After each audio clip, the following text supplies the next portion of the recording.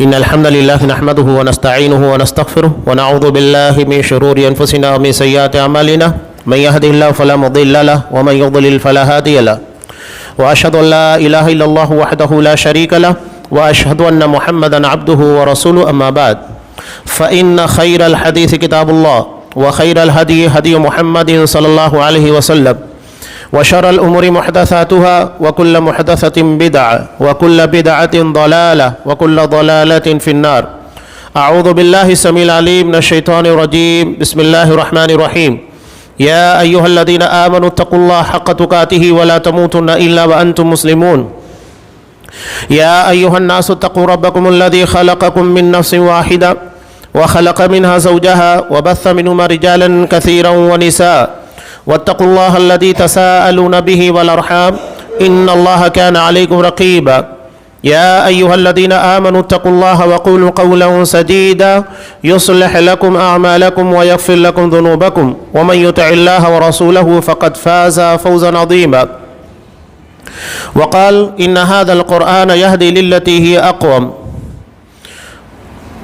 وعن أبي أمامة الباهلي رضي الله تعالى عنه قال قال رسول الله صلى الله عليه وسلم اقرأوا القرآن فإنه يأتي شفيعا لأصحابه.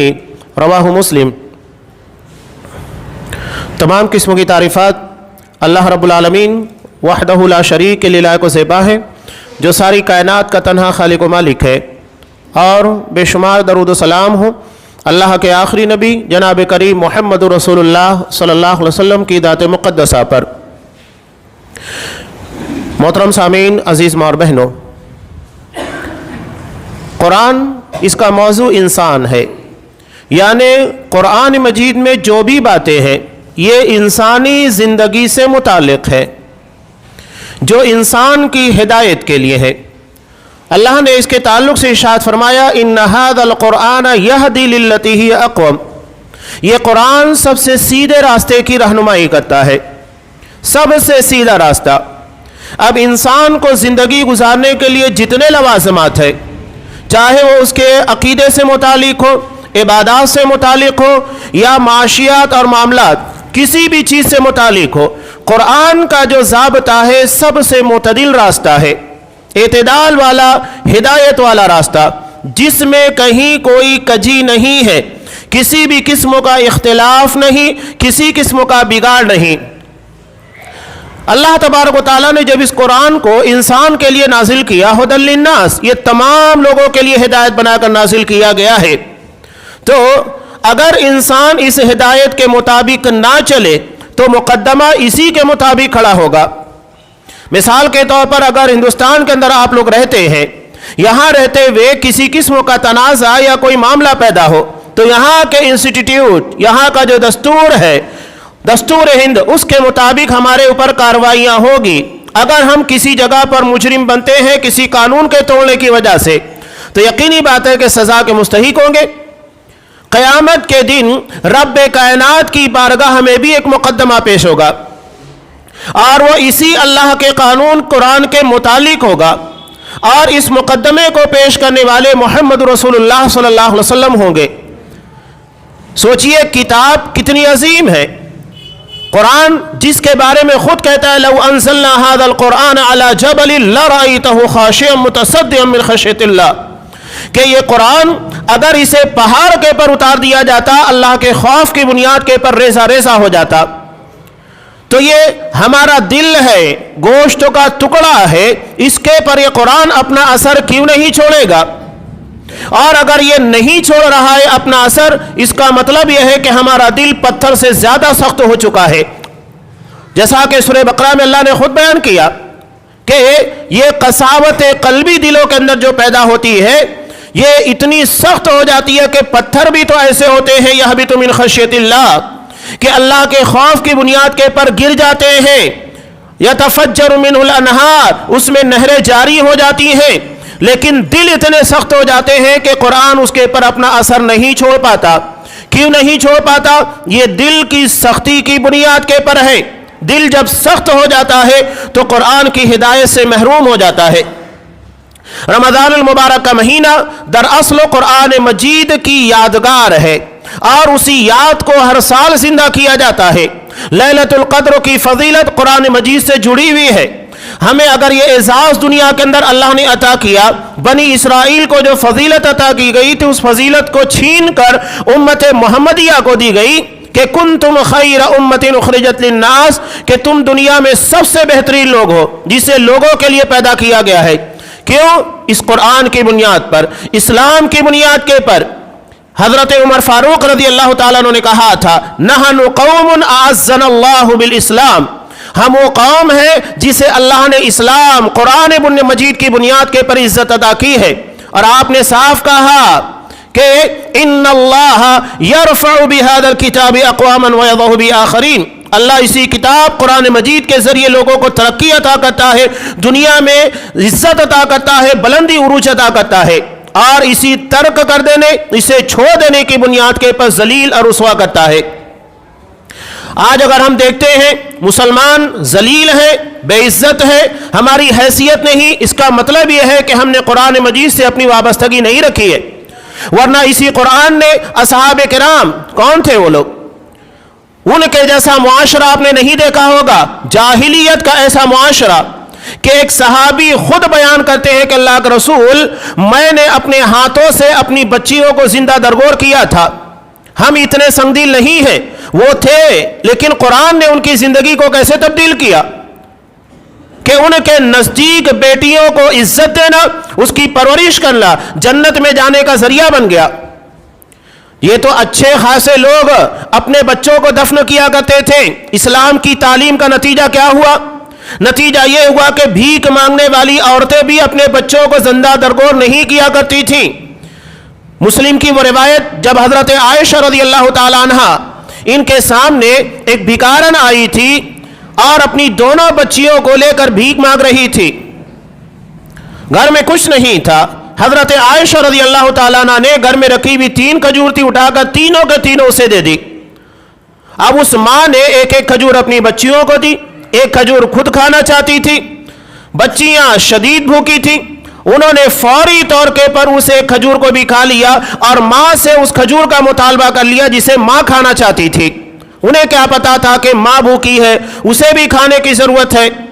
بچیوں کو اس بات کا احساس نہیں تھا، معصوم تھی. ماں ہوتی ہے اور اپنے اسی ممتا کے جذبے کے تحت اس نے اس ایک کھجور کے 2 ٹکڑے کیے اور دونوں بچیوں کے درمیان تقسیم کر دیے. حضرت عائشہ رضی اللہ تعالیٰ عنہ کہتی ہے فَأَعْجَبَنِي شَأْنُهَا، اس کا یہ عمل دیکھ کر میں تعجب میں پڑ گئی کہ ایک ماں اس کے دل میں کتنی ممتا ہوتی ہے کہ اپنی بھوک کے پر اس نے اپنی دونوں بچیوں کی بھوک کو ترجیح دی. جب آپ صلی اللہ علیہ وسلم آئے، میں نے اس واقعے کا تذکرہ آپ صلی اللہ علیہ وسلم سے کیا. تب آپ صلی اللہ علیہ وسلم نے کیا جملہ کہا؟ عدالت نبوی سے نکلنے والا فیصلہ ایک بھیک مانگنے والی عورت سے متعلق تھا. اسلام ہمارے چہروں کو، ہمارے معاملات کو، یا تو پھر ہمارے روپیے یا ظاہری صورت کو نہیں دیکھتا ہے، وہ نیت کو دیکھتا ہے اور معاملات کے پر نظر رکھتا ہے. آپ صلی اللہ علیہ وسلم نے کہا ان اللہ قد اوجب لها بها الجنہ او اعتقها بها من النار، یقیناً اللہ نے اس کو جنت اس کے لیے واجب کر دی ہے یا اسے جہنم سے نجات دے دی ہے. یہ ایک بھکارن کے متعلق نبی کا جملہ ہے. اللہ اسے جنت دے گا، جہنم سے نجات دے گا. کس جذبے کی بنیاد کے پر؟ اپنی بچیوں کی بھوک کے پر اپنی بھوک کو ترجیح دینا، انہیں اہمیت دینا. اسلام ہمدردی والا، مساوات والا دین ہے، اپنی ذات کے پر دوسروں کو ترجیح دینا. اور یہ ہر سال عید الاضحیٰ کے موقع کے پر اس بات کو دہرایا جاتا ہے. ایثار، قربانی، اپنی ذات کے پر دوسروں کو ترجیح دینا، یہی اسلام کی خاصیت ہے. جنگ یرموک کے موقع پر دیکھیے اصحاب کرام میدان میں پڑے ہوئے ہیں، یہ واقعہ آپ 12 سنتے رہتے ہیں، اور زندگی کی چند سانسیں باقی ہیں. پانی پلانے کے لیے کوئی جاتا، آواز دوسری طرف سے آتی تو کیا کہتے؟ پہلے میرے اس بھائی کو پانی پلاؤ. یہ آواز آتے جاتی، وہ گھومتے جاتے، یہاں تک کہ جب وہ پہلے شخص کے پاس پہنچتے تو پتہ چلتا ہے کہ اس کی روح قفس انصری سے پرواز کر چکی ہے، اور دھیرے دھیرے سب کی روحیں پرواز کرتی ہیں. یہی ہے ایثار. اور یہ چیز اگر ہمارے معاشرے کے اندر نہیں ہوگی تو ہمارا معاشرہ بہتر نہیں ہوگا. ہمارے ہاں رسا کشی، یعنی دوسروں کی چیزوں کو ہڑپ کرنے یا دوسروں کے معاملات دوسروں کی چیزوں کے پر ناجائز قبضہ کرنا، یہ مزاج یعنی دوسروں کے حق کے پر ڈاکہ ڈالنے کی کوشش کرنا، یہ مزاج اسلام نے نہیں دیا ہے، بلکہ اپنی ذات کے پر دوسروں کو ترجیح دینے والا عمل سکھایا ہے۔ یہ ساری چیزیں کہاں سے پیدا ہوئی؟ یہ قرآن کی برکت تھی، یہ اللہ تبارک و تعالیٰ پر ایمان کی برکت تھی۔ تو قیامت کے دن یہ مقدمہ پیش ہونے والا ہے۔ سورہ فرقان میں اللہ تبارک و تعالیٰ نے بیان کیا یہ سلیبس جو ہماری زندگی کا رول اور ضابطہ، ہماری زندگی کی اول سانس سے لے کر آخری سانس تک چلنے والی چیز ہے۔ اگر ہم نے کسی جگہ کوتاہی کی تو یاد رکھیے گا یہ قرآن ہمارے خلاف مقدمے کے طور پر پیش ہوگا، اور مقدمہ نبی کریم صلی اللہ علیہ وسلم کریں گے، جن کی بات اللہ کی جناب میں رد نہیں کی جائے گی۔ سورہ فرقان میں اللہ نے کیا بیان کیا؟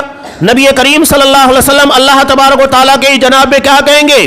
ان قوم اتخذوا هذا القرآن مہجورا، کہ میری قوم نے قرآن کو چھوڑ دیا تھا۔ قرآن چھوڑنے کا مطلب یہ نہیں ہے کہ آپ اس کو پڑھنا چھوڑ دیں، سب طریقے سے، چاہے آپ اس کی تلاوت چھوڑ دیں، چاہے اس کے پر عمل چھوڑ دیں، یا قرآن کا جو حق ہونا چاہیے قرآن کا دفاع کرنا چھوڑ دیں، قرآن کی تبلیغ چھوڑ دیں، یہ سب اس کے چھوڑنے کے اندر شامل ہے۔ اب ذرا جائزہ لیجئے کہ ہم روزانہ کتنا وقت قرآن مجید کی تلاوت میں لگاتے ہیں، غور کیجئے۔ آج ہمارے لیے سوشل میڈیا کے لیے بہت وقت ہے، واٹس ایپ کے پر بہت لمبا وقت ضائع ہوتا ہے، ہمارے لیے فیس بک کے پر، انسٹاگرام کے پر، بہت ساری چیزیں یوٹیوب کے پر بہت وقت لگاتے ہیں، لیکن یہ بتائیے کیا ہم قرآن مجید کے پر کتنا وقت دیتے ہیں؟ اللہ یہ سوال کرے گا، تو اس سوال کے جواب کی تیاری کیجئے۔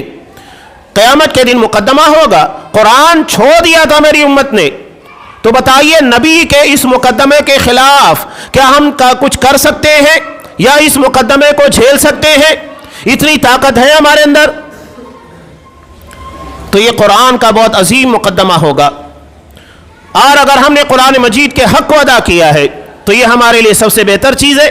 آپ صلی اللہ علیہ وسلم نے ارشاد فرمایا کہ اقرأوا القرآن، قرآن پڑھتے رہا کرو، فَإِنَّهُ يَأْتِي يَوْمَ الْقِيَامَةِ شَفِيعًا لِأَصْحَابِهِ، اس لیے کہ قیامت کے دن اپنے پڑھنے والے کے لیے شفیع ہوگا، بیرسٹر ہوگا، وکیل صفائی ہوگا۔ جس طرح کہ دنیا کی عدالت میں ہمارے پاس وکیل ہوتا ہے، بیرسٹر ہوتا ہے جو ہمارے مقدمات ہمارے کیس کو لڑتا ہے، اسی طرح قیامت کے دن یہ قرآن ہمارے حق میں شفیع ہوگا، بیرسٹر ہوگا۔ لیکن اگر ہم نے اس کا حق نہیں ادا کیا تو یہ ہمارے خلاف کھڑا ہوگا، اسی کے تعلق سے ہمارا مقدمہ ہوگا، اور اس مقدمے کو دائر کرنے والے محمد رسول اللہ صلی اللہ علیہ وسلم ہوں گے۔ بتائیے اس مقدمے سے ہم اپنے آپ کو کیسے بچا سکتے؟ تو یہ قرآن اللہ نے اتنے اہتمام کے ساتھ نازل کیا۔ آج دنیا کے اندر انسانوں کے اندر جو بھی تبدیلیاں ہیں، زندگی کے اندر بہترین اثرات نظر آتے ہیں، یہ سب قرآن مجید کی برکت سے ہیں۔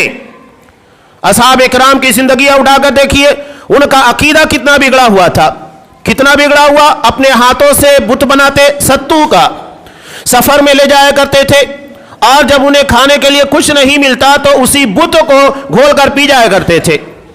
یہ ان لوگوں کے ہاں پر عقیدہ تھا، یہ ان لوگوں کی عقیدت تھی، اپنے معبود کے ساتھ اپنے رب حقیقی کو بھلا بیٹھے تھے۔ قرآن مجید جب نازل ہوا اور آپ صلی اللہ علیہ وسلم نے کہا، قرآن صاف کہتا انما الہکم الہ واحد، تمہارا رب تمہارا معبود صرف ایک اللہ ہے، تو انہوں نے سوال کیا اجعل الآلہۃ الہ واحد، کہ اتنے سارے معبود ہیں، ان سب کو چھوڑ کر اس نے ایک ہی معبود کو بنا لیا ہے کہ اسی کی عبادت کی جائے، اسی کی بندگی کی جائے۔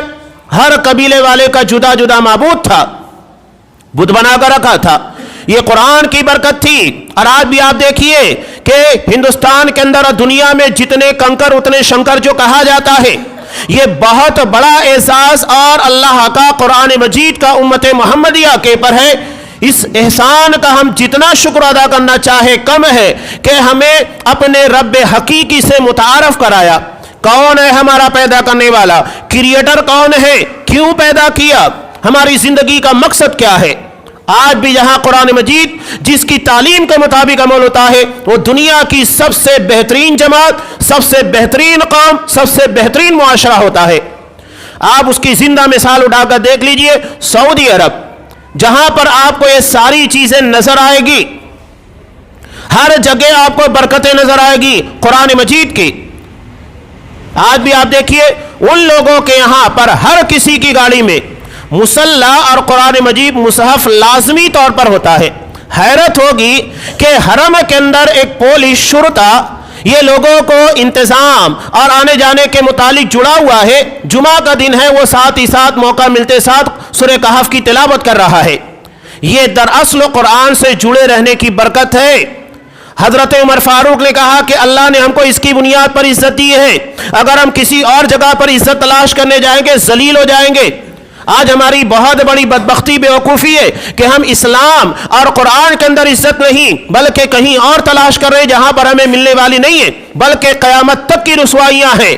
ہم چاہتے ہیں کہ اللہ دنیا میں ہمیں اعزاز عطا کرے، عزت عطا کرے، دنیا میں ہمارے کاروبار میں ترقیاں ہو، ہماری دنیا کے ساتھ ہماری آخرت سنورے اور لوگوں کی نگاہ میں باعزت بنے۔ اس کے لیے قرآن مجید سے وابستگی لازمی ہے، اور یہ وابستگی قرآن کی تلاوت، قرآن کو سمجھنا، قرآن کے مطابق عمل کرنا، یہ ساری چیزوں سے جڑی ہوئی ہے۔ معاملات ان لوگوں کے کیسے تھے؟ حضرت ابو ذر رضی اللہ تعالیٰ عنہ کی صرف مثال کہ یہ غفار قبیلے کے تھے، ابو ذر غفاری، غفار قبیلے کے، اور یہ پورا کا پورا قبیلہ ڈاکو تھا، اور معاملہ یہ تھا کہ پورے قافلے کو لوٹ لیا کرتے تھے۔ خود ابو ذر غفاری رضی اللہ تعالیٰ عنہ ایسے تھے کہ اکیلے پورے قافلے کے اوپر حملہ کرنے کے بعد اسے لوٹ لیا کرتے تھے، لیکن اللہ تبارک و تعالیٰ نے دل کو ہدایت دی، قرآن کی ہدایت ملی۔ نتیجہ کیا ہوا؟ نبی کریم صلی اللہ علیہ وسلم نے ان کے زہد، ان کے تقوی کو دیکھنے کے بعد کہا تھا، بخاری کی روایت، کہ سورج مشرق کے بجائے مغرب سے نکل سکتا ہے لیکن دنیا ابو ذر کی مثال نہیں پیش کر سکتی ہے۔ یہ زہد اور تقوی کا عالم تھا۔ اپنے پاس اتنا ہی مال رکھتے تھے جتنا ان کو گزارا کرنے کے لیے کافی ہوتا، زائد مال کو فوری طور پر ضرورت مندوں کا خرچ کر دیا کرتے تھے۔ یہ ان کا عالم تھا۔ اور یہاں بہت افسوس کے ساتھ کہنا پڑتا ہے، ہمارے یہاں مساجد ہے، مدارس ہے، دینی کاموں کے لیے لوگوں کے سامنے جا کر گڑگڑانا پڑتا ہے، بولنا پڑتا ہے، اس کے بعد بھی ہمارے پاس اللہ کے گھر کے لیے پیسہ نکالنے کے لیے جیب ہلکے نہیں ہوتے۔ لیکن ہم ایسے ہیں، صحابہ، ایک مثال میں یہی پر دوں، قرآن مجید کا اثر کیا پڑا؟ قرآن جیسے ہی نازل ہوا، شراب کے متعلق، جوئے کے متعلق قرآن نے صاف کہا فَهَلْ أَنْتُمْ مُنْتَهُونَ، کہ کیا تم باز آتے ہو؟ حضرت انس رضی اللہ تعالیٰ عنہ کہتے ہیں، بخاری کی روایت، یہ ہمارے لیے سب سے شاندار دلیل ہے، قرآن کے مطابق عمل کرنا، قرآن کے اثرات زندگی کے پر کیسے پڑتے ہیں۔ یہ قرآن صرف چومنے چاپنے کے لیے نہیں ہے جیسا کہ ہم سمجھتے ہیں، یہ قرآن ہماری زندگی کے اندر انقلاب لانے کے لیے ہے، لیکن ہم وہ انقلاب نہیں چاہتے ہیں تو کہاں سے آئے گا؟ ہم اگر دروازے بند کر دیں تو وہ چیزیں ہمارے اندر کہاں سے داخل ہوگی؟ اس کے لیے دل کے دروازوں کو کھولنا ہوگا تاکہ قرآن کی ہدایت دلوں کے اندر پیوست ہو، سرایت کرے، اور اس کے بعد اس کے اثرات ہمیں پورے معاشرے کے پر نظر آئیں گے۔ حضرت انس رضی اللہ تعالیٰ عنہ کہتے ہیں کہ میں شراب پلا رہا تھا، شراب کی حرمت ابھی نازل نہیں ہوئی تھی، بخاری کی روایت ہے کتاب الاشربہ کی۔ کسے پلا رہا تھا؟ حضرت ابو عبیدہ بن جراح رضی اللہ تعالیٰ عنہ، یہ عشرہ مبشرہ میں سے ہیں۔ آپ صلی اللہ علیہ وسلم نے جن کو خطاب عطا کیا، امین هذه الامہ، یہ میری امت کے سب سے امانت دار صحابی ہے۔ اور کون تھے؟ حضرت ابی بن کعب رضی اللہ تعالیٰ عنہ، جو قرآن کے اندر بڑا اعزاز رکھتے تھے، جن کے نام کے ساتھ نبی کریم صلی اللہ علیہ وسلم کو اللہ نے حکم دیا کہ ان کے پر سورہ بینہ کی تلاوت کی جائے۔ آپ صلی اللہ علیہ وسلم نے کہا حضرت ابی بن کعب رضی اللہ تعالیٰ عنہ کہا، ان اللہ امرنی ان اتلو علیک لم یکن الذین کفروا من اہل الکتاب، کہ ابی، اللہ نے مجھے اس بات کا حکم دیا ہے کہ تمہارے اوپر سورہ بینہ کی تلاوت کرو۔ انہوں نے کہا اللہ سمانی، اللہ نے میرا نام لیا ہے؟ آپ نے کہا کہ ہاں، اللہ نے تمہارا نام لیا ہے۔ فبکا، حضرت ابی بن کعب رضی اللہ تعالیٰ عنہ رونے لگ گئے۔ کتنا بڑا احساس کہ نبی کریم صلی اللہ علیہ وسلم کو اللہ تبارک و تعالیٰ نے حکم دیا کہ ابی بن کعب کے پر قرآن مجید کی تلاوت کی جائے۔ یہ بہت بڑا احساس تھا، یہ ہیں حضرت ابی بن کعب, حضرت ابو عبیدہ بن جراح رضی اللہ تعالیٰ عنہ, یہ سب کے سب شراب پی رہے تھے. اتنے میں ایک آنے والا آ کر یہ خبر دیتا ہے کہ ان اللہ قد حرم علیکم الخمر, اللہ نے تمہارے پر شراب کو حرام کرا دیا ہے. اسی حالت میں, نشے کے حالت میں تھے, فوراً حضرت انس رضی اللہ تعالیٰ نے کو حکم دیا کہ شراب کے مٹکوں کو توڑ کر بہا دیا جائے, اور اپنے لبوں سے لگی ہوئی شراب کو ان لوگوں نے چھوڑ دیا. اور انہیں شراب کے لیے بیئر شاپ کے پر نہیں جانا رہتا تھا, اپنے گھروں کے اندر مٹکے بھر بھر کر شراب بنایا کرتے تھے. قرآن کا حکم نازل ہوا, سب چھوڑ گیا. اب بتائیے, قرآن کے اس حکم کے پر اصحاب کرام کی جماعت نے عمل کیا, کیا اس کا اثر ان کے معاشرے کے پر نہیں پڑا؟ لیکن ہمارے معاشرے کے پر قرآن کا اثر نہیں پڑتا ہے. قرآن کہتا ہے کہ نشہ آور چیزیں, نبی یہ کہتا ہے کل مسکرین حرام, ہر نشہ آور چیز حرام ہے جو انسانی صحت کے لیے مضر ہو, جس کے اندر فائدہ نہیں صرف نقصان ہو. کیا ہم بیڑی سگریٹ چھوڑنے کے لیے, پوڑی چھوڑنے کے لیے, یا اس طرح کی نشہ آور چیزوں کو چھوڑنے کے لیے تیار ہے؟ نہیں ہے. کیوں نہیں ہے؟ قرآن ہمارے پر اثر نہیں کر رہا ہے. ہمیں دل کے دروازوں کو بند کر دیا ہے, دل سخت ہو چکا ہے کہ اللہ کا وہ کلام جو قرآن مجید پہاڑ کو ریسا ریسا کر سکتا ہے, ہمارے دل کو نہیں اثر کر پا رہا ہے, جو کہ گوشت کا ایک ٹکڑا ہے. اس کا مطلب یہ ہے کہ ہمارا دل پتھر سے زیادہ سخت ہو چکا ہے. ہم کس بنیاد کے پر رمضان المبارک اور قرآن مجید کے نزول کی خوشیاں منائے, جبکہ خود ہماری زندگی کے اندر عقیدہ دیکھیے, عام مسلمانوں کا عقیدہ کتنا بگڑا ہوا ہے. معاملات دیکھیے, ہماری تجارت کے پر ایک غیر کو یقین نہیں ہوتا. خود مسلمان کہتے ہیں کہ مسلمان سے کاروبار کرتے ہوئے ڈر لگتا ہے, وہ دھوکہ دے گا, جھوٹ بولے گا. ہماری تجارت, ہماری معیشت یہ ہو چکی ہے, جبکہ اصحاب کرام وہ تھے جن کی تجارت, جن کی ایمانداری کو دیکھتے ہوئے لوگ مسلمان ہوا کرتے تھے. اور آج ہماری تجارت, ہمارے معاملات کو دیکھنے کے بعد لوگ اسلام سے بدظن ہوتے ہیں. ہم اسلام کو سے لوگوں کو قریب کرنے کے بجائے دور کرنے کا ذریعہ بن رہے ہیں. یہ سارے مقدمات قیامت کے دن ہوں گے, یاد رکھیے گا, ان سارے مقدمات کو جھیلنا ہوگا. آج ہمارے ہاں مارکیٹ میں خاص طور سے تاجروں کا معاملہ ہوتا ہے. ایک واقعہ میں بیان کروں, اس کے تناسب میں باتیں بیان کر رہا ہوں. قرآن انسانی زندگی کے پر کیسا اثر چھوڑتا ہے. حضرت عثمان غنی رضی اللہ تعالیٰ جب مدینہ کے اندر قحط پڑا ہوا تھا, دشکال تھا, ان کا قافلہ ملک شام سے آیا اور پورے تجارت ساز و سامان کے ساتھ بھرا ہوا تھا. مدینہ کے تاجر اس کی قیمت بڑا چڑھا کر دینے کے لیے تیار تھے, لیکن انہوں نے کہا کہ نہیں, دینے والا مجھے اس سے کہیں زیادہ دے رہا ہے. لوگ حیران تھے کہ یہاں تو سارے تاجر, سارے کاروباری لوگ موجود ہیں, اب تمہیں اتنی زیادہ قیمت کون دے رہا ہے؟ کہا کہ مجھے میرا اللہ دے رہا ہے. اور اس کے بعد کہا گواہ رہو, میں نے اپنے اس پورے قافلے کو, اس کے ساز و سامان اونٹوں کے ساتھ مدینہ کے ضرورت مندوں کے پر, غربا کے پر تقسیم کر دیا ہے, صدقہ کر دیا ہے, 1 روپیہ اس کا نہیں لیا. آج تو ہم یہاں پر دیکھتے ہیں کہ کس طرح مارکیٹ کے اندر اپنی قیمتوں کو بڑھایا جائے. بہت سارے ایسے لوگ ہوتے ہیں باقاعدہ مال کی ذخیرہ اندوزی کرنے کے بعد اس کی مصنوعی طور کے پر قیمتیں بڑھاتے ہیں تاکہ زیادہ سے زیادہ ہم کما سکیں. یہ وہی بات ہے جو قرآن بیان کرتا ہے کہ بل تؤثرون الحیات الدنیا, تم دنیاوی زندگی کو ترجیح دیتے ہو. یہ ہے صحابہ کا کردار. ضرورت پڑنے کے پر اپنی ذات نہیں دوسروں کو اہمیت دینا. یہ مزاج جب اس معاشرے کے اندر پیدا ہوتا ہے, اخوت پیدا ہوتی ہے, محبت پیدا ہوتی ہے, اور ایک دوسرے سے تعلقات مضبوط ہوتے ہیں. لیکن اس کے برخلاف اگر ہم چلیں گے تو ہمارے درمیان صرف رسا کشی ہوگی, ایک دوسرے کا مال ہڑپ کرنا, ایک دوسرے کے مال کے پر ناجائز قبضہ کرنے کی کوشش کرنا, زیادہ سے زیادہ اپنے حصے کے اندر لانے کی کوشش کرنا, یہ جذبات پیدا ہوتے ہیں. قرآن صرف سننے کے پر, غیروں کے پر اپنا اثر چھوڑ دیتا ہے. باقاعدہ امریکہ کے اندر اس بارے میں ریسرچ کیا گیا کہ 2 روم بنائے گئے. ایک روم کے اندر پیشنٹ کو رکھا گیا, پیشنٹ کو رکھنے کے بعد اس میں قرآن مجید کی تلاوت اچھے انداز سے ان لوگوں کو سنائی گئی, اور دوسرے روم میں عام حالت میں پیشنٹ کو رکھا گیا, یعنی اسے قرآن مجید نہیں سنایا جا رہا تھا. नतीजा ये हुआ, जिस रूम के अंदर कुरान मजीद की तिलावत पेशेंट को, मरीज को सुनाई जा रही थी, उसकी रिकवरी और मर्ज से सेहत याबी बहुत जल्द हो गई, उसके बिलमुकाबिल जहां पर नहीं सुनाया गया था।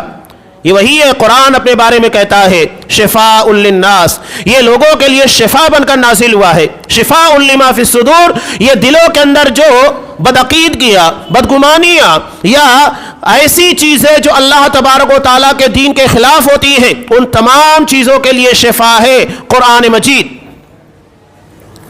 ये कुरान का असर गैरों के पर हो रहा है, बल्कि डॉक्टर गरीनिया जो कि फ्रांस के मेंबर ऑफ पार्लियामेंट थे, जब ये एक नेवी के सफर में निकले, समुद्री सफर था, एक गैर मुस्लिम जब कुरान मजीद के पर मेहनत करता है, तदब्बुर करता है, समझने की कोशिश करता है, अल्लाह उसे हिदायत देता है, तो हम जैसे इंसानों को ये हिदायत क्यों नहीं देगा।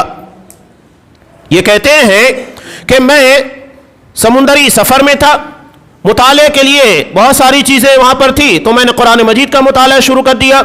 मेरे सामने सूरह नूर थी, सूरह नूर में क़यामत के दिन एक काफिर की मिसाल कुरान मजीद ने बयान की, यग़शाहु मौजुम मिन फ़ौक़िही मौजुम मिन फ़ौक़िही सहाब ज़ुल्मातुम बअदुहा फ़ौक़ बअद, कि वो डूब रहा होगा समुंदर में, और नतीजा ये होगा, हालत ये होगी कि मौजों के पर मौजे हैं और उसके पर बदली है, यानी बिल्कुल काला माहौल है और बिल्कुल अंधेरियां छाई हुई हैं, यहां तक कि अपना हाथ निकालता है तो अपने हाथ को नहीं देख सकता, इस कदर अंधेरा छाया हुआ है। यह मिसाल जब उन्होंने पढ़ी तो हैरान हो गए, और उन्होंने कहा कि शायद मोहम्मद सल्लल्लाहु अलैहि वसल्लम ने समुंदर का बहुत सफर किया है, इसलिए कि समुंदर की इस मिसाल को वही शख्स बयान कर सकता है जो समुंदर का सफर किया। चुनांचे जब वो वापस आए तो उन्होंने मोहम्मद रसूलुल्लाह सल्लल्लाहु अलैहि वसल्लम की जिंदगी के मुतालिक सीरत पढ़ना शुरू की, और हैरान रह गए कि आप सल्लल्लाहु अलैहि वसल्लम ने अपनी पूरी जिंदगी के अंदर कभी समुंदर का सफर नहीं किया। वो ताज्जुब में पड़ गए कि एक शख्स जिसने समुंदर का कभी सफर नहीं किया, वो इतनी आला तरीन मिसाल समुंदर के बारे में कैसे बयान कर सकता है। यकीनन ये कलाम मोहम्मद रसूलुल्लाह सल्लल्लाहु अलैहि वसल्लम का नहीं बल्कि अल्लाह तबारक व तआला का है, इसलिए कि अगियार तो यही मानते हैं ये किताब मोहम्मद सल्लल्लाहु अलैहि वसल्लम की लिखी हुई है, हालांकि अल्लाह तबारक व तआला ने नाजिल की, आप सल्लल्लाहु अलैहि वसल्लम ने नहीं लिखी है। ये असर, उसके पर गौर व फिक्र करना, उसका नतीजा क्या होता है। हमारे यहाँ अक्सर एक मिसाल बयान की जाती है, हजरत आयशा रज़ियल्लाहु तआला अन्हा के साथ एक बड़ा मामला पेश आया, बुहतान तराशी का। मुनाफिकीन ने मौका देखते हुए जब एक सफर में हजरत आयशा रज़ियल्लाहु तआला अन्हा किसी वजह से पीछे रह गई थी, उसके बाद हजरत सफ़वान बिन मुअत्तल रज़ियल्लाहु तआला अन्हु जो काफिले के पीछे रहा करते थे, आप सल्लल्लाहु अलैहि वसल्लम ने उनको जिम्मेदारी दी थी कि काफिले के पीछे रहें, ताकि किसी जगह काफिला पड़ाव डाले तो अगर उनका कोई सामान छूट गए, कोई आदमी छूट जाए तो ये पीछे से लेकर आ जाए उन्हें, ये सेफ्टी के तौर पर था। उन्होंने देखा कि हजरत आयशा रज़ियल्लाहु तआला अन्हा वहां बैठी हुई है, उन्होंने सिर्फ इतना कहा इन्ना लिल्लाहि व इन्ना इलैहि राजिऊन। दरअसल ये हल्की फुल्की थी और पालकी उठाने वालों ने समझा कि हजरत आयशा उसके अंदर है, जबकि वो थी नहीं, कहीं और गई हुई थी। वहां पर आकर बैठ गई तो हजरत सफ़वान बिन मुअत्तल रज़ियल्लाहु तआला अन्हु ने उन्हें अपने ऊंट के पर बिठाया और ले जाकर काफिले से मिला दिया। अब मुनाफिकीन को मौका मिल गया, नाउज़ बिल्लाह, हजरत आयशा रज़ियल्लाहु तआला अन्हा के पर तोहमत लगा दी। और आज भी ये सब चीजें चलती हैं। इस्लाम ने इस बारे में बहुत सख्ती रखी है, किसी की इज्जत नफ्स से खेला नहीं जा सकता है। यह नहीं कि बेबुनियाद किसी के पर इल्जाम लगाया जाए, लगा दिया गया। कुरान ने असहाबे किराम को कहा लौला इद समिअतुमुहु ज़न्नल मुमिनूना, कि ऐसा क्यों नहीं हुआ कि मोमिनों ने जब इस बात को सुना तो उन्होंने खैर का गुमान लगाया कि कोई बेहतर काम होगा, कोई अच्छाई होगी, बदगुमानी क्यों पैदा की गई। बहरहाल उसके बाद अल्लाह तबारक व तआला ने कुरान मजीद के अंदर हजरत आयशा रज़ियल्लाहु तआला अन्हा की पाकदामी के मुतालिक आयत नाजिल की, और जितने लोग इसके अंदर मुलव्विस थे उन लोगों के पर 80-80 कोड़े की सजा नाफिज की गई। ये हो गया मामला। अब बात यह हुई कि हजरत मिस्ताह बिन उसासा रज़ियल्लाहु तआला अन्हु, जो हजरत अबू बकर सिद्दीक रज़ियल्लाहु तआला अन्हु के खालाजाद भाई थे, ये भी उस जुर्म में शरीक थे। हजरत हमना बिनत जहश اور حضرت مصطح بن اساسہ اور حسان بن ثابت رضی اللہ تعالیٰ عنہ، یہ تین لوگ تھے جو مسلمان تھے، منافقوں کے ساتھ رہنے کی وجہ سے بہتان تراشی میں شریک ہو گئے تھے۔ اس کا مطلب یہ ہے کہ ایسے لوگوں کے ساتھ نہیں رہنا چاہیے جو منافقت اختیار کیے ہوئے اس کے اثرات ہمارے پر پڑتے ہیں۔ اچھے لوگوں کے ساتھ رہو، بہتر بنو گے، ورنہ وہ اثرات ہمارے پر پڑ جائیں گے جو منافقین کے جھوٹوں کے ہوتے ہیں۔ منافقین کی پوری بنیاد آپ اٹھا کر دیکھیے جھوٹ کے پر، الزامات کے پر، بہتان تراشی کے پر اور مسلمانوں کے حوصلے پست کرنے کے پر تھی۔ دو ہی کردار قرآن مجید بیان کرتا ہے واضح طور کے پر، تفصیل کے ساتھ۔ کفر کی بات چھوڑ دیجئے، جو مسلمانوں کے درمیان ایک منافقانہ ہے، دوسرا مومنانہ ہے۔ مومنانہ کردار بالکل واضح ہے، اس میں ہمدردی ہوتی ہے اور اس میں ایک دوسرے کے لیے بہی خواہی ہوتی ہے، ناصحانہ جذبات ہوتے ہیں، اور اس کے بالمقابل منافقانہ جذبات جو ہمیشہ مسلمانوں کے اچھے کام میں رکاوٹیں ڈالنا، ان کے حوصلوں کو پست کرنے کی کوشش کرنا، یہ منافقین کا کردار ہے جو آپ کو بہت تفصیل کے ساتھ ملے گا۔ سورہ توبہ آپ پڑھیے، پوری تفصیل منافقین کی ملے گی کہ ان لوگوں نے کیسے کیسے مسلمانوں کو تکلیف پہنچانے کی کوشش کی، دعوت کی راہ میں کیسی کیسی رکاوٹیں ان لوگوں نے ڈالی، ہر جہاد میں مسلمانوں کے حوصلوں کو پست کرنے کی کوشش کرتے تھے۔ یہاں تک کہ فنڈنگ کے لیے جب مدینہ کے انصار مسلمانوں کی مدد کیا کرتے تھے، یہ وہاں جا کر کوشش کرتے کہ یہ مسلمانوں کے پر خرچ نہ کرے۔ باقاعدہ قرآن مجید نے ان لوگوں کے اسٹیٹمنٹ کو بیان کیا، یہ ان لوگوں کی حالت تھی۔ بہرحال یہ ان لوگوں کے ساتھ رہنے کی وجہ سے اس جرم میں شریک ہو گئے، ان لوگوں کو بھی 80 کوڑے مارے گئے۔ اب معاملہ کیا تھا کہ حضرت مصطح بن اساسہ رضی اللہ تعالیٰ عنہ غریب آدمی تھے، حضرت ابو بکر صدیق رضی اللہ تعالیٰ عنہ جو مسلمانوں کے پر یوں بھی خرچ کیا کرتے تھے، اور یہاں تو رشتہ داری کا معاملہ تھا کہ خالہ زاد بھائی ہے، ان کے اخراجات کی پوری ذمہ داری حضرت ابو بکر صدیق رضی اللہ تعالیٰ عنہ کے پر تھی۔ جب حضرت عائشہ رضی اللہ تعالیٰ عنہ کی پاک دامنی کے متعلق آیت نازل ہوئی اور اس جرم کے اندر حضرت مصطح کو سزا دی گئی، تو یقینی بات ہے کہ حضرت عائشہ رضی اللہ تعالیٰ عنہ صرف ابو بکر صدیق کی بیٹی نہیں، تمام مومنوں کی ماں اور محمد رسول اللہ صلی اللہ علیہ وسلم کی بیوی تھی۔ وہ کیسے برداشت کرتے؟ انسانی جذبے کے تحت انہوں نے کہہ دیا آج کے بعد میں مصطح کے پر 1 روپیہ خرچ نہیں کروں گا۔ قرآن مجید کو صدیق کی ادا پسند نہیں آئی، اللہ نے منع کیا۔ کیا تم یہ نہیں چاہتے کہ اللہ تمہیں معاف کرے اور تمہاری خطاؤں کو بخش دے، تمہارے گناہوں کو بخش دے؟ حضرت ابو بکر صدیق نے جیسے ہی آیت سنی، جب قرآن نے یہ کہا کہ فَلْيَعْفُوا وَلْيَصْفَحُوا، چاہیے کہ معاف کرے، درگزر کرے، فوری طور کے پر انہوں نے اپنی قسم کا کفارہ ادا کیا۔ قسم کھا لی تھی، قسم توڑ دی، اس کا کفارہ ادا کیا اور پہلے کے مقابلے میں زیادہ خرچ دینے لگے۔ یہ تھا قرآن کا اثر اصحاب کرام کی زندگی کے پر۔ عزت نفس کے معاملے کے پر بھی قرآن نے ان لوگوں سے مطالبہ کیا، فوری طور کے پر معاملہ رفع دفع کرنے کے لیے تیار ہو گئے۔ یہ قرآن انسانی زندگی کے پر ایسے اثرات چھوڑتا ہے۔ اصحاب کرام کے اندر جتنی بھی اچھائیاں ہیں وہ سب کے سب قرآن مجید کی برکت سے تھی، لیکن شرط ہے کہ قرآن کے مطابق عمل کیا جائے۔ اگر یہ عمل نہیں ہوگا تو یاد رکھیے قرآن ہمارے لیے کوئی فائدہ نہیں، بلکہ یہ ہمارے خلاف حجت ہوگا۔ قرآن یا تو ہمارے حق میں حجت ہوگا، یعنی اگر ہم اس کو پڑھتے ہیں، اس کے حقوق کو ادا کرتے ہیں تو یہ قیامت کے دن ہمارے لیے کیس لڑے گا، یہ بیرسٹر ہوگا، وکیل صفائی ہوگا۔ لیکن اگر ہم اس کا حق نہیں ادا کرتے ہیں تو یاد رکھیے گا یہ قرآن ہمارے خلاف مقدمے کے طور کے پر پیش ہوگا۔ یہ ہم ڈیسائیڈ کریں کہ ہم قرآن مجید کے کس اسٹینڈ کو لینا چاہتے ہیں، وہ ہمارا وکیل صفائی ہو یا تو پھر ہمارے خلاف مقدمہ کرنے والا، اور وہ محمد رسول اللہ صلی اللہ علیہ وسلم کی ذات گرامی ہوگی جو قرآن کا مقدمہ اللہ کی جناب میں پیش کریں گے۔ میں اپنی بات کو اسی کے پر مکمل کرتا ہوں کہ قرآن جو پہاڑ کو ریزہ ریزہ کر سکتا ہے وہ ہمارے دل کے پر اپنا اثر کیوں نہیں چھوڑ سکتا؟ جس نے پوری زندگی کو، پورے صحابہ کو جاہلیت سے نکال کر پوری دنیا کے لیے رہنمائی کا مینار بنا دیا، وہ قرآن ہماری زندگی کے اندر انقلاب کیوں نہیں برپا کر سکتا ہے؟ کیا آج ہم محتاج نہیں ہیں؟ کیا ہمیں رحمت کی ضرورت نہیں؟ کیا ہمیں برکتوں کی ضرورت نہیں؟ کیا ہماری زندگی کے اندر جو پریشانی ہے اس کو ہم دور نہیں کرنا چاہتے؟ قرآن ان تمام مسائل کا حل ہے، لیکن شرط یہ ہے کہ ہم اس کے پر عمل کریں۔